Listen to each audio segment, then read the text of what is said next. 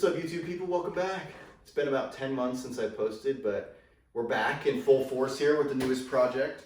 I just want to take a second and say I really appreciate all those that have been liking, commenting, and subscribing.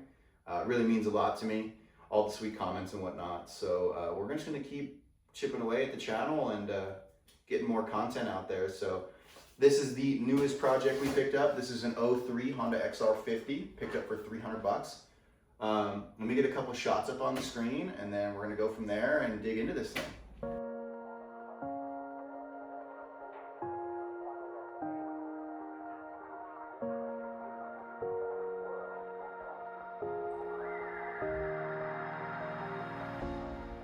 So here it is. Like I said, 03 Honda XR50 we picked up for 300 bucks. For the price, I couldn't beat it. It seems to be mostly complete, so pretty happy about that. Those that know these little 50 cc's, they have been making these things forever. They are super fun, super reliable, great for kids, great for adults if you're into the minis. Super upgradable as well. I mean, there's big bore kits, bigger forks you can get, aftermarket frames, swing arms, suspension, bars, triple clamps, seats, plastics, anything you can think of, they make for these. So my plan with this one is to keep it relatively stock, and just use to putt around campsites and whatnot. But a few things that stood out to me right out the gate. Seller stated this guy's been sitting since 2019. Don't know how true that is, but a couple things I noticed right after getting it and what you guys saw in the beginning. This throttle tube, it's just kind of floating here. This is the wrong throttle tube for this bike if it wasn't obvious. This is for a standard 7/8 handlebar. This 50 and most in general with the stock bar setup have what they call a 3/4 inch or 19 millimeter handlebars. They're kind of an interesting size. There's not many bikes that use that size. And most people just upgrade to like a triple clamp and big bar setup. But I plan on keeping it, like I said, relatively stock. So that's one of the first things I noticed. We got a bent front brake lever, not the end of the world there. Our kill switch assembly is missing the buttons, which also holds our throttle tube. It's I would say all-in-one. You have your front brake, you have your kill switch, and you have what would be your throttle tube and throttle cable that go into the top of this here. That's all missing, and we got this, you know, aftermarket Amazon throttle cable that's way too long and the wrong size. And then on top of that, an aftermarket kill switch, which, you know, isn't abnormal at all, but that's there.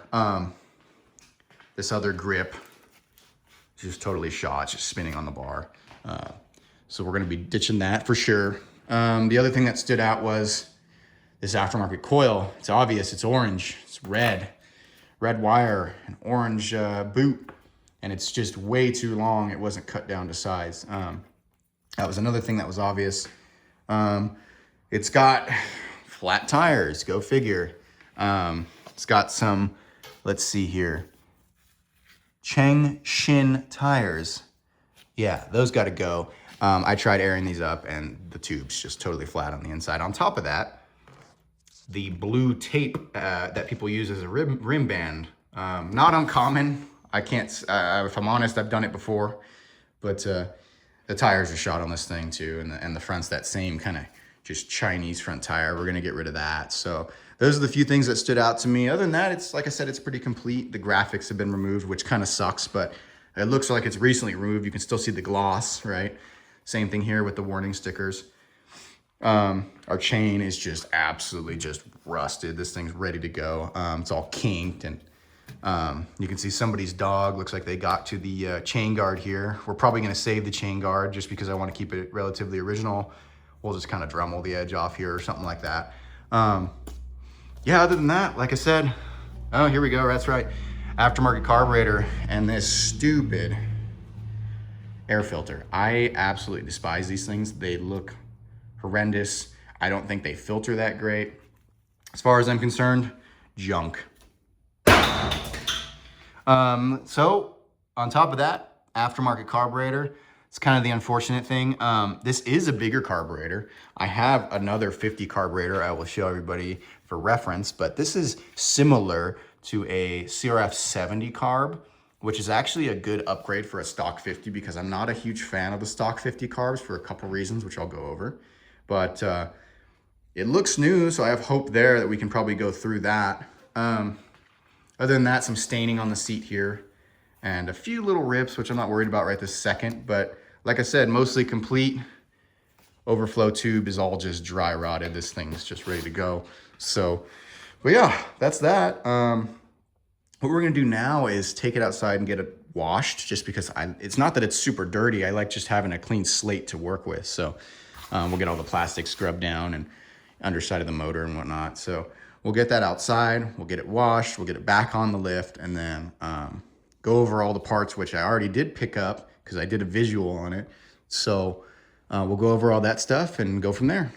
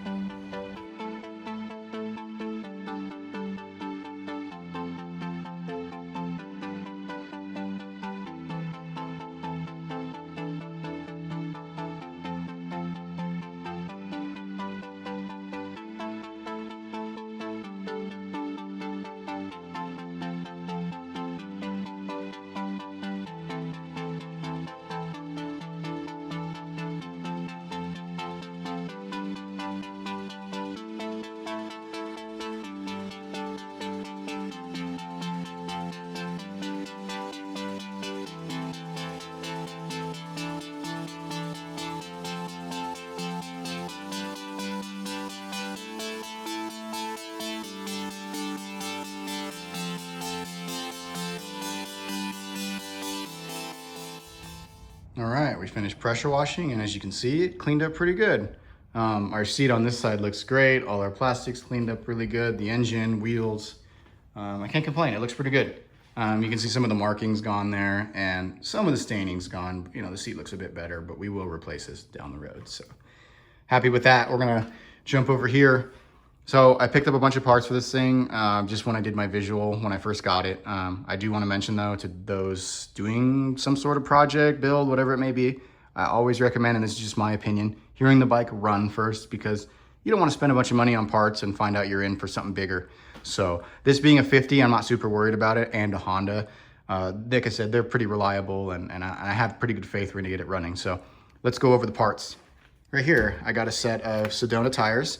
I've ran these on my previous 50s. I've owned a few of them, and I like them because they're budget, they're hard compound, and these are slightly bigger. These are 275/10s right here. So it's just a slightly bigger profile, and I think it just looks more fitting on these bikes. So I went with these. Like I said, I like them a lot better. Here we have a set of tubes. These are 2 mil thick, so they're a bit bigger, a bit thicker. Like I said, I don't want to be going through tires and tubes and all that good stuff. Set of rim bands. Over here, got a set of OEM grips. So the left side is just a standard grip. The right side is a grip and throttle tube assembly. And here is our little knockoff kill switch throttle cable front brake assembly. I bought this because I believe it was in the around 25 bucks versus the stock assembly was 65. I just didn't want to spend that kind of money on just a little housing like this. And this one, I'm sure it'll do its job. We got a foam filter. I like these a lot better than those one I threw, which you saw earlier. These just filter much better, and the other ones look kind of goofy and whatnot.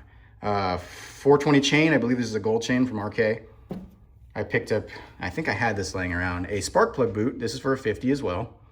We're just gonna run this because the orange one just looks kind of goofy, and I think this will just make it look much better. And then here, I have 2 different isolators. These fit in between the carburetor and the manifold.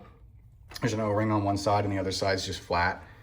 We're missing it, as you can see over here, we're missing it on our carburetor, and it sits right between the carb body and the manifold. And what it does, to my knowledge, is keeps the heat from transferring to the carburetor. As your engine heats up, of course, your manifold's gonna heat up, and then without running a isolator, the carb body's gonna get hot, and with, all the rubber and all the other internal stuff, you just don't want the carb hot. So I understand the purpose of that. So we're gonna do that, and that'll also help us with this whole deal here. If you turn the fuel valve on, your choke actually will hit the petcock there. So that'll help out.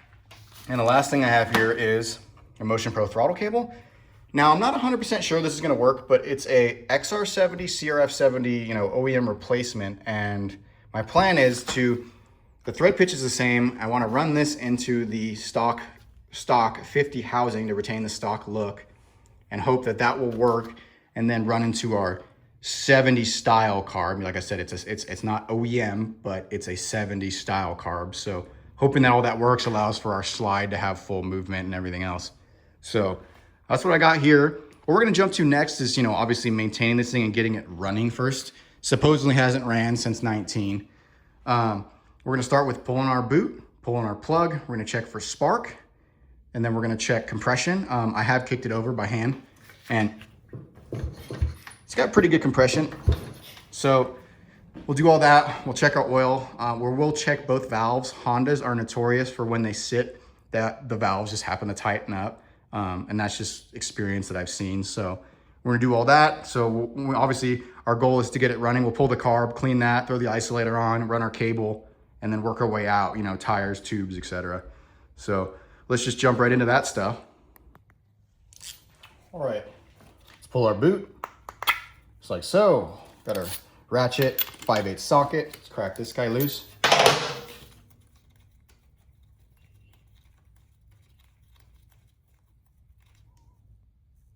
Plug's a little dark, but I mean, I've seen worse. Let's start with checking spark now that we got the plug out. Throw our plug into our boot.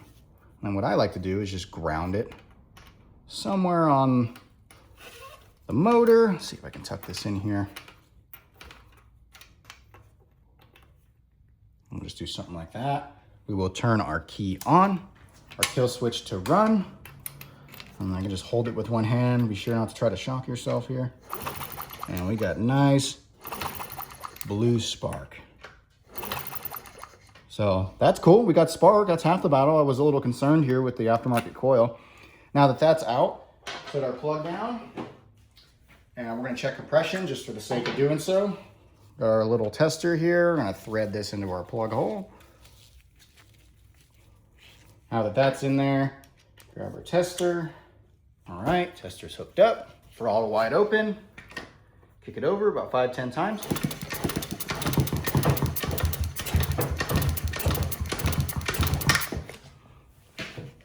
And we got 105.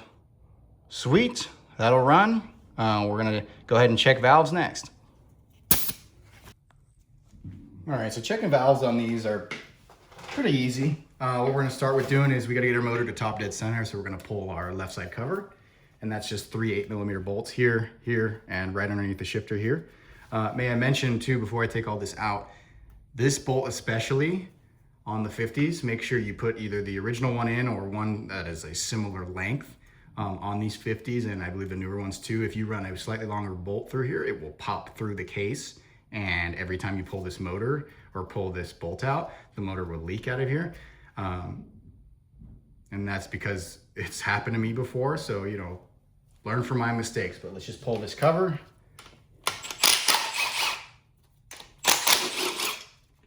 And this last one, shifter down,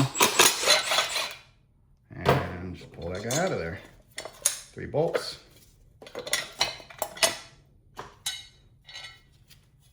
And there we are, a little water in there from when we washed it, not a big deal. Set that guy down. Now, here's our flywheel, and there's marks. If we see this tiny, it may be hard to see, but this tiny little mark here, this is what, you know, we line up our top dead center with. What I do is rotate it by hand, and there will be a mark on the top of the flywheel here. And you will pretty much line this T here with this, and that doesn't have to be totally perfect, but, and you'll know you're there, and this is kind of the easiest way to do so for me. Now, unless you have super tight valves, because you need to be at top dead center, but you don't want to be 180 off, meaning, you know, it's spun 180. You need to be right where top dead is. And a good way to know is it kind of has some like free play here when you're at top dead, and that's when the lobes are, you know, off the rocker. So it kind of has like this spot where it floats, and if we rotate it 180, it's tight, like it doesn't want to spin. So that's just a good rule of thumb for me. You don't have to take my advice if you don't want to, but top dead's when it's kind of free like this. And like I said, you line this guy up here, Boom, boom. And what we're gonna do next is pop our tappet cover caps off. So it's a 17 here and a 17 here. I'll go ahead and do that real fast. Grab a wrench or a ratchet. Good grip on there. These do strip occasionally, so try not to do so. And we will be replacing these O-rings most likely, as they're probably shot. Yeah, you can see how flat that O-ring is. So one of those, that's our intake side. This is our exhaust side here. Little oil in the exhaust, pretty normal in the exhaust side. Now let me get a little closer view here. All right, this is the best angle I could get. So this is our intake side rocker here. You can see this little kind of square tip here, and then this is a 9mm nut. And what it calls for is, I believe, a 0.5 millimeter gap. And what we're checking for is underneath this little arm. We're gonna take our feeler gauge, and you can read it either way. I read all mine metric, but here is our feeler gauge. And of course, it's hard to see, but 0.05, I read everything metric, and there's a standard conversion above it. They call for 0.5 here and like a 0.5 to 0.6 below on the exhaust side below. And what I do is I just set both to the 5 because I think there's a little too much noise on the 6 personally. But what you do is you just take your feeler gauge and you tuck it in between the valve stem and the rocker. So this side's good. As for the exhaust, it is the exact same thing. Once you're at top dead, there is no load on either intake or exhaust rocker, so you should be able to, fit a feeler gauge of sorts in there. Once that's all done, throw new O-rings, wipe this off, new O-rings, button all this back up if you have to loosen this to adjust. It's just as simple as loosening the lock nut. And they make special tools to adjust this little square drive, but you could use a pair of needle nose pliers, lightly turn it, crank it, recheck clearances, and it's really just as simple as that. So now that the valves are all checked, we are going to pull the carburetor and get that all cleaned out. So we're gonna remove our carburetor next. Of course, the angle isn't that good. I'll just fold this up. There's just an 8mm bolt here, one on the other side. Now, like I said, this is an aftermarket manifold and carburetor, but it should be the same for the stock. So 2 bolts, our fuel line, our overflow, which you just slide up, and that's it. So we're gonna go ahead and pop this off. All right, so on the bench here, we have the, like I said, 70 style carb. Really not that crazy. As an O-ring in the front here.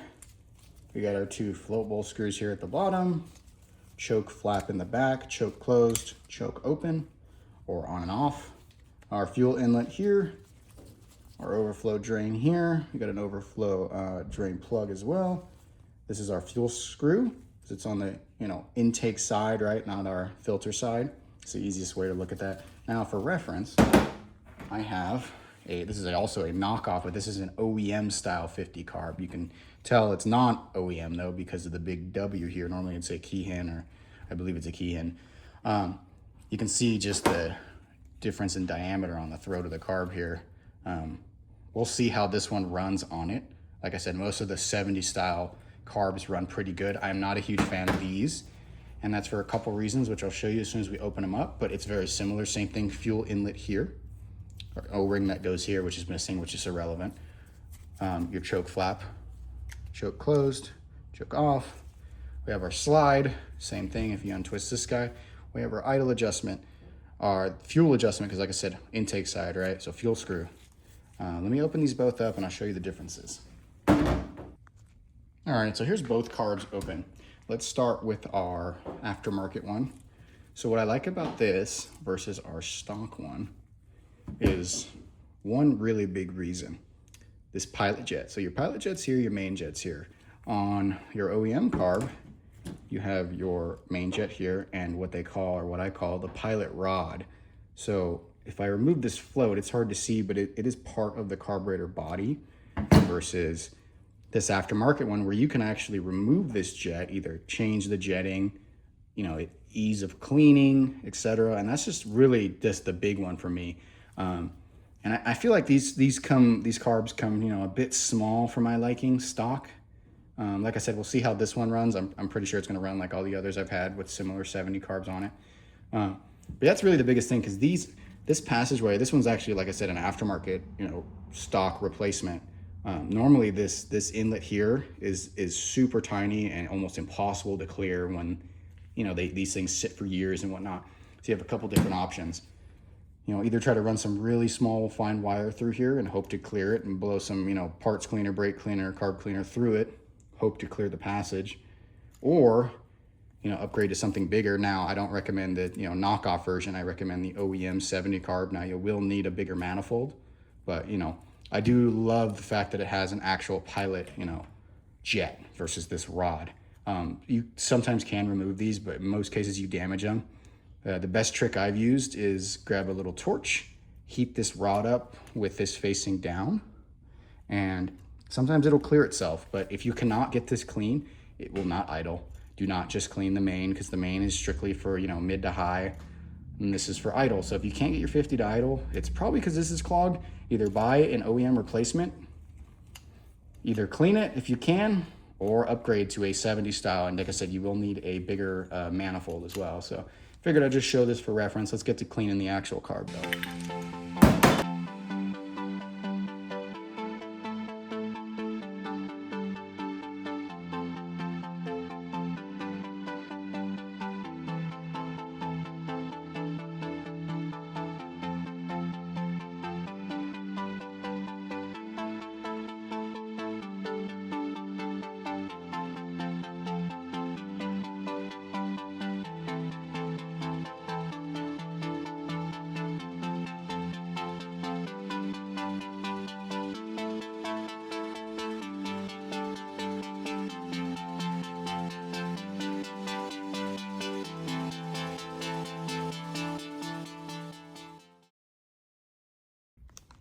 All right, we're gonna throw our grips on next. Grips with our throttle tube assembly and new cable before we mount the carb. So this guy can just come off. Now we will be reusing all of this here. I'll just set this to the side for now.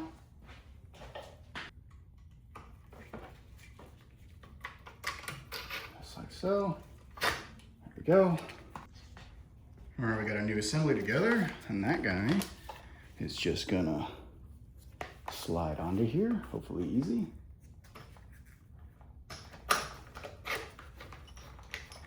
Just like so. We got our new cable. We're gonna try to route this best we can. Got the front brake hooked up as well.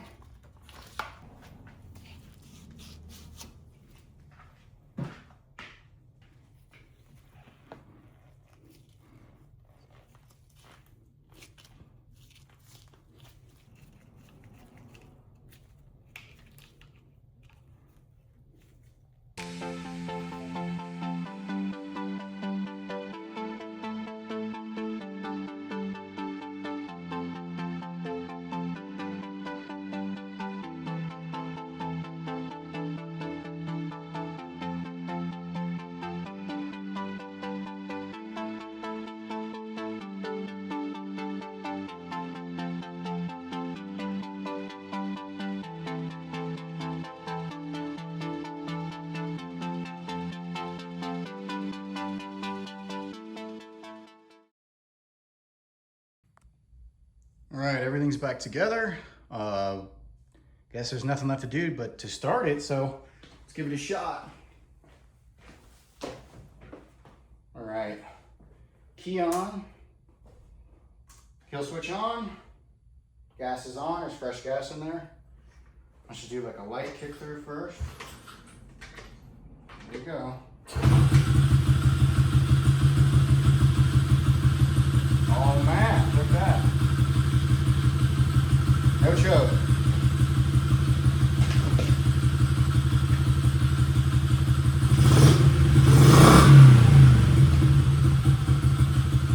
Not bad. Make some adjustments to the carburetor, but to be honest, it doesn't sound half bad at all. Not too bad. It's been running for about a minute or so. Sounds really good. Idling. Rev it out a couple times.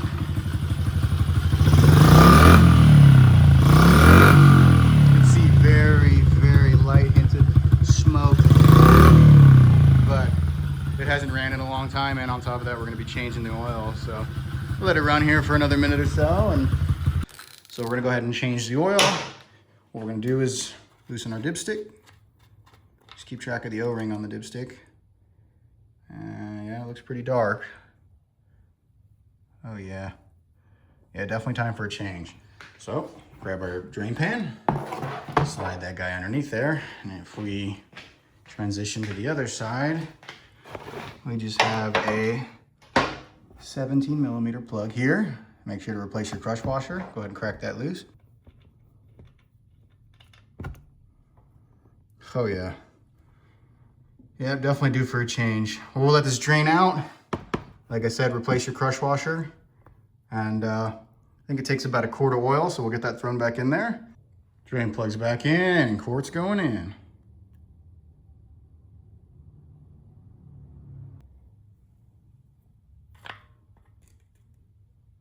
Perfect.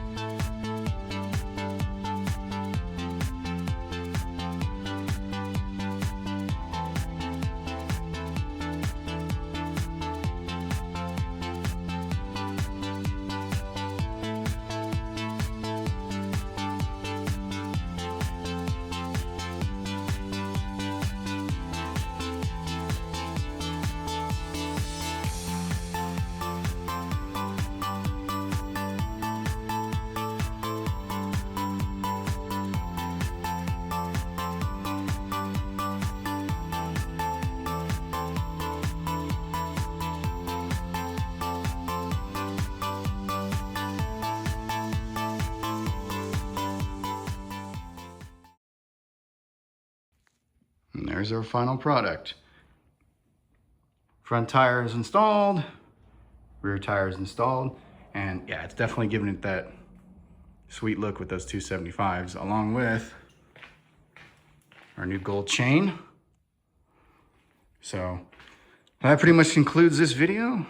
I appreciate all of you taking the time to watch it, liking and subscribing. Until next time, peace out.